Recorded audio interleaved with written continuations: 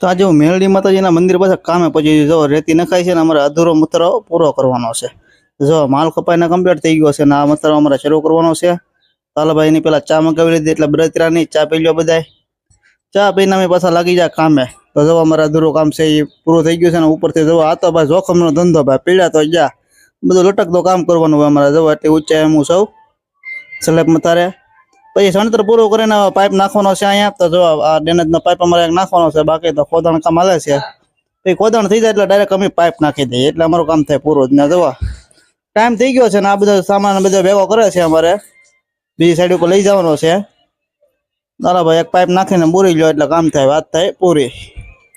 તો જલ્દી ફટાફટ કરીએ. પછી આવી ગયો બાવરવાળા મેલડી માતાજીના દર્શને.